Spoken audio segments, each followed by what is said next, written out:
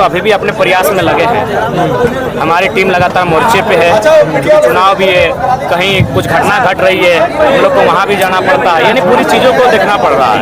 तो ऐसे में हमें इस बार लगता है कि केवल युवाओं का प्रयास ही नहीं, केवल किसी राजनीतिक दल का प्रयास ही नहीं, इस बार अभिभावकों को प्रयास करना होगा। मानव श्रृंखला से सरकार इसलिए घबराई थी कि मानव श्रृंखला में 4 लाख लोग आए थे और सबसे खास बात थी उनमें 5 साल की बहन से लेकर 95 साल की दादी भी मौजूद थी। 40 साल के लोग थे, 60 साल के लोग थे, 70 साल के लोग थे, इसीलिए सरकार बैकफुट पर आई थी।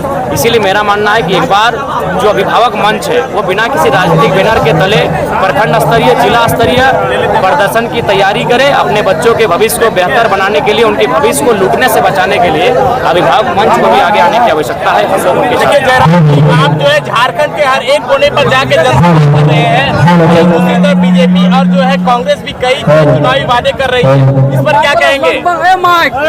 देखिए, हमने तो पहले ही कहा है कि झारखंड में आपको विशेष वादा करने की जरूरत नहीं है। झारखंड आपको आप नियत से चलाइए, झारखंड को केवल आप एक सिस्टम से चलाइए, झारखंड को आप अपने परिवार से बाहर सोच के चलाइए, झारखंड बहुत गति से आगे बढ़ेगा। आप बिहार की धरती पर आए हुए यहाँ के लोगों से क्या कहेंगे? देखिए, यहाँ जाते ही पता चला कि जो यहाँ के स्थानीय जनप्रतिनिधि हैं, सांसद हैं, विधायक हैं, पड़ोसी वाले विधायक हैं, सांसद हैं, वो यहाँ के लोगों की जो आजीविका का साधन है उन पर डैमेज करने का काम कर रहे हैं, अपनी शक्तियों का दुरुपयोग करते हुए उनके काम में अवरोध उत्पन्न कर रहे हैं। और साथ ही यहाँ पंजी 2 गड़बड़ी का मामला सामने आया। इचाके का खेत वाली धरती है, किसानों की धरती है, चारों तरफ हरे हरे मैदान है, खेत खलिहान है, तो पंजी 2 का मामला भी प्रकाश में आया है। उस पर भी हम लोग संज्ञान ले लिए हैं, उस पर भी हम लोग निश्चय ही प्रदर्शन करने की तैयारी में है। और जब हम लोग सत्ता में आएंगे तो बाकायदा सीओ को हाजिर होने का आदेश देंगे कि पंचायत में जाके जनता दरबार लगा के जो पंजी 2 की गड़बड़ी का मामला, ऑनलाइन जो मामला आ रहा है, उनका निष्पादन करने का। सीजीएल की मुद्दा भी, सीजीएल के छात्रों को अब हमें लगता है अभिभावकों को सड़क में आना होगा, क्योंकि सरकार वोट से डरती है। एक बात आप सीधा जान लीजिए, सरकार वोट से डरती है और वोट मुझे लगता है अब अभिभावकों का समय आ चुका है। वह एक दिन प्रत्येक जिला में अभिभावक मंच बैनर तले किसी कार्यक्रम को करें जिसमें सीजीएल के खिलाफ प्रोटेस्ट हो। विधानसभा विवाद को लेकर के क्या बोलिएगा? कौन सा विवाद? गमछा विवाद। देखिए, ऐसा कोई विवाद नहीं था। आपने अभी भी देखा, बहुत सारे लोगों ने रुमाल दिया, किसी ने कागज दिया। अब कागज को हम कोने में रख दिए। 2 घंटे स्पीच चला तो कभी कागज मेरे पाँव में सट गया होगा, तो वो कोई विवाद नहीं। कुछ लोगों ने राजनीति करने का प्रयास किया, उसके बाद भी मैंने 1000 बार मैं माफी मांग लूंगा। माफी मांगने से मेरा कद छोटा नहीं होगा। अगर लगता है कि अनजाने में भी मुझसे भूल हुई, जैसे किन्हीं की भावनाएं आए तो वे तो मैं 1000 बार माफी मांगूंगा। लेकिन एक बात आपसे भी कहना चाहूंगा, जो भी युवा है, आज जो धार्मिक कंट्रोवर्सी होती है आस्था के नाम पर, उसे हम लोग बौद्धिक दिशा में लेके जाना होगा, वैचारिक दिशा में लेके जाना होगा। हमारे तो सबसे बड़ा आस्था का केंद्र धरती है, हम तो धरती पे पांव रखते हैं।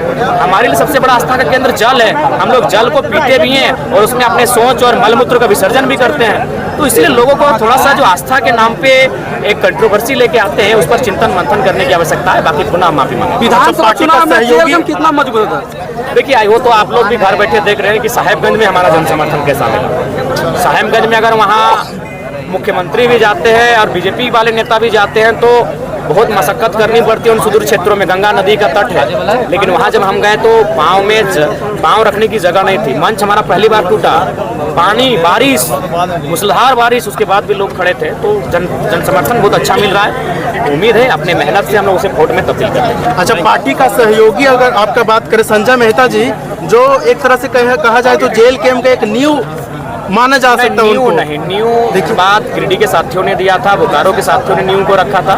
उसके बाद धीरे धीरे उसका प्रचार प्रसार हम लोगों ने किया था। न्यू गिरिडीह, धनबाद, बोकारो के तत्वाधान में हुआ था। अच्छा, वो पार्टी छोड़ दी है, इस पर उनको शुभकामनाएं। छोड़ दिए, बहुत सारे लोग छोड़ के चले जाते हैं। अभी जेपी पटेल ने पार्टी छोड़ा, तो कभी इंटरव्यू उतना नहीं लिया, छोड़ के चले गए हैं। छोड़ना आना ये राजनीति में चला रहता है, उनको जहाँ भी रहे शुभकामनाएं। अच्छा, लोकसभा चुनाव की रणनीति में ऐसा क्या कमी रह गया था जो अभी आप विधानसभा चुनाव की रणनीति बनाए हैं? देखिए, लोकसभा चुनाव में कमियां रही, क्योंकि पहला चुनाव था, हमारे पास हम लोग कैडर तैयार नहीं किए, केवल हम लोग स्पीच दिए और स्पीच से ये वोट आया। पहली बार हिस्ट्री में कि 8.5 लाख वोट आपके स्पीच से, प्रभाव से लोगों ने वोट किया है। तो केडर्स में कमी रही, बूथ मैनेजमेंट में कमी रही। हम लोग बूथ मैनेजमेंट की दिशा में काम कर रहे हैं, केडर्स की दिशा में काम कर रहे हैं और हर एक समुदाय से उनके बीच जाकर बैठ कर वार्तालाप और बातचीत करने का प्रयास कर रहे हैं। तो लगातार हेलीकॉप्टर उतर रहा है आपका, स्कॉर्पियो से कैसे होगा विधानसभा का? देखिए, हेलीकॉप्टर हमें भी मिल जाएगा, ऐसा बात नहीं कि हमारे साथी बहुत सारे साथी इंजीनियर हैं, डॉक्टर हैं और विदेशों में भी काम कर रहे हैं। कोई अच्छा उनका टर्नओवर भी है, लाख, सवा लाख, 1.5 लाख, 2 लाख, ये लोग हेलीकॉप्टर मैनेज कर देंगे। लेकिन हमने मना किया है, क्योंकि देखिए होता क्या है कि हमारी जनता भोली वाली है। बाकी जो पॉलिटिशियन है वो क्या करेंगे, इनको मैनिपुलेट करेंगे कि आपका नेता तो स्कॉर्पियो में हो गया, अब हेलीकॉप्टर में उड़ने लगा है। तो हम लोग स्कॉर्पियो से ही देख लेंगे जितना एनर्जी है। डुमरी के अलावा मांडू से भी आपके चुनाव लड़ने की सियासी गलियारों में देखिए, चर्चा है और चर्चा को खारिज मत कीजिए, चर्चा को चर्चा रहने दीजिए। बिना खर्चा का चर्चा होता है। और दूसरी सीट अभी संभावना रहने दीजिए और दूसरी सीट की घोषणा चौथे चरण में किया जाएगा। अच्छा, आगामी घोषणा हो चुकी है अभी 6 सीटों की घोषणा हो चुकी है और कल भी हमें लगता है 6-7 सीटों की घोषणा हो जाएगी। 70 सीटों पे हम लोग चुनाव लड़ने जा रहे हैं और हमें आशा है कि 41 का आंकड़ा पार करेंगे। लक्ष्य जीतने का 40 का आंकड़ा, 41-41 का। यहाँ के स्थानीय राजनीति बारे में क्या कहिएगा? देखिए, स्थानीय राजनीति तो हर एक राज्य में होती है। महाराष्ट्र बरकट्ठा में विधानसभा आप पहुंचे, यहाँ पे क्या कहिए? देखिए, यहाँ चाचा भतीजा का जो शासन है वो 20 वर्षों से है, 25 वर्षों से है। केवल वो आपसी में पाली बदलने का काम करते हैं, एक बार गेंद इस पाले में, एक बार गेंद इस पाले में। अब वो व्यवस्था रुकनी चाहिए, अब यहाँ बदलाव होना चाहिए। एक बेहतर विकल्प, एक मजबूत नौजवान को आगे आकर अगुवाई करने की आवश्यकता है। हम लोग अगुवाई का अवसर दे रहे हैं, बरकट्ठा में निश्चय बदलाव होगा। तो अगर आपका एक सीट निकलता है, मान के चलिए, तो पहला काम क्या करिएगा? देखिए, सबसे पहली बात, हम लोग जो काम कर रहे हैं हम लोग सरकार बनाने के लिए आए हैं। अगर आप काम करना चाहते हैं तो उसके लिए आपको डायरेक्ट रूप से सरकार में आना होगा, फिर आपको योजना लेके आना होगा। गली नली सड़क में आप रह जाएंगे ना।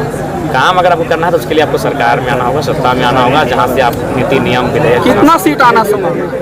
देखिए, 41 सीटों की संभावना लेकर हम लोग आगे बढ़े हैं और उम्मीद है कि राज्य की जनता एक नए दल को नई विश्वास के साथ सौंपेगी। अच्छा, सामान्यतः देखा गया है कि पार्टी जो है, पार्टी का लीडर जो है वो सरल दिखते हैं, लेकिन आप इतने अग्रेशन में दिखते हैं। तो देखिए, चूँकि सरल हम भी, हमसे सरल कोई नहीं है ना। हमारे पहनावा को देखिए, हमारे खान पान को देखिए, हमारे रहन सहन को देखिए, हमारे व्यवहार को देखिए।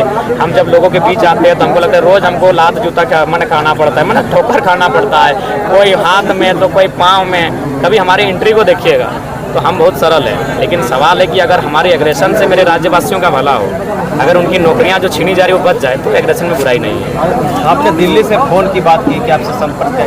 हाँ, ये तो लोकसभा से ही संपर्क चल रहा है, अभी भी चल रहा है, लेकिन हम लोगों ने स्पष्ट कह दिया है झारखंडी मुद्दों के साथ हम लोग चुनाव अकेले लड़ेंगे। अच्छा, अगर 2-4 सीट अगर लाती है JLK पार्टी, तो क्या आप कौन से पार्टी में आप विलय होंगे? हम लोग अपोजिशन में रहेंगे, सरकार में नहीं तो फिर अपोजिशन में।